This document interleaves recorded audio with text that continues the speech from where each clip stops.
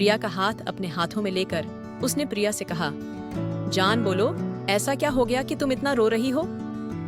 तुम्हें पता नहीं मेरे दिल पर क्या गुजर रही है तुम्हारे आंसू देखकर। अब प्लीज बताओ क्या हुआ है? प्रिया ने अपने आंसू पोंछे और अपने आप को संभालते हुए राहुल का हाथ पकड़कर बोली, हमारा साथ यहीं तक था जान, हमारे रास्ते आज के बाद कभी साथ नहीं होंगे। राहुल को जैसे एक झटका लगा। उसने प्रिया के हाथ को कस के पकड़ा और बोला, क्या पागलों जैसी बातें कर रही हो तुम? होश में तो हो ना? प्रिया की आंखों से फिर से आंसू टपकने लगे। उसने राहुल को अपने पास बिस्तर पर बिठाया और उसका हाथ पकड़कर बोली, जान, अब मैं किसी और की पत्नी बनने जा रही हूँ। पापा ने आज ही मेरा रिश्ता तय कर दिया और घर में सब बहुत खुश हैं। राहुल पागलों की तरह उसकी तरफ देखकर प्रिया की बातें सुन रहा था। उसे समझ नहीं आ रहा था कि वह कैसे और क्या बोले। फिर थोड़ी देर बाद जैसे उसे होश आया, उसने प्रिया की आंखों में झांक कर कहा, तुम मजाक कर रही हो ना जान? हालांकि राहुल की आवाज कर रही कंपन खुद राहुल को बता रही थी कि वह जानता था कि अब सब कुछ खत्म हो चुका है और प्रिया मजाक नहीं कर रही है। प्रिया ने उसके सवाल का जवाब नहीं दिया। अपने चेहरे को दुपट्टे से पोंछकर उसने राहुल से पूछा, क्या तुम्हें यह सच में मजाक लग रहा है? राहुल को अचानक से ऐसा लगा जैसे पूरा कमरा उसकी आंखों के सामने घूमने लगा हो। उसने अपना सर अपने हाथों से पकड़ लिया और एक शब्द न कहकर फर्श की तरफ देखने लगा।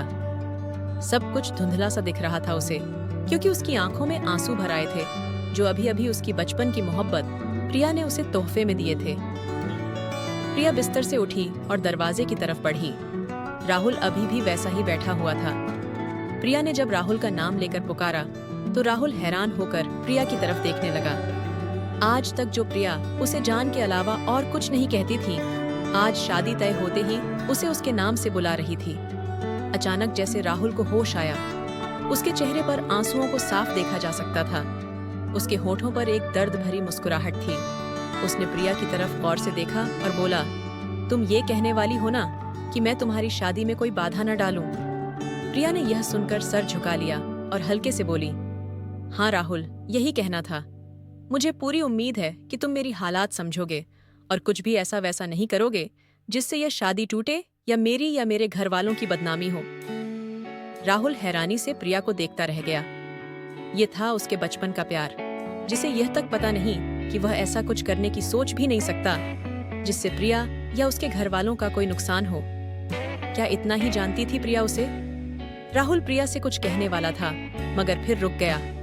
उसने प्रिया की तरफ देखते हुए दीवानों की तरह मुस्कुराया और अपने दोनों हाथ प्रिया के सामने जोड़े और फिर दरवाजा खोल दिया। प्रिया जैसे ही कमरे से निकली, उसने देखा कि राहुल की माँ वहीं दरवाजे पर खड़ी थी। वह समझ गई कि राहुल की माँ ने सब कुछ सुन लिया है। अपना सर झुकाकर प्रिया वहां से चली गई। राहुल की माँ ने राहुल के कमरे में चाय रखी और उन्होंने राहुल की तरफ देखा। उसकी माँ बेटे का दर्द देख न पाई और बिना कुछ कहे कमरे से निकल गई। फिर राहुल ने चाय के कप को देखा। चाय से निकलती भाप उसे अपने जख्मी दिल के धुएं की तरह लगी।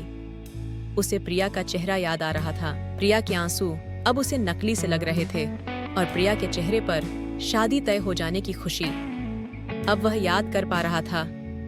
राहुल का सिर्फ दिल ही नहीं, भरोसा भी टूटा था।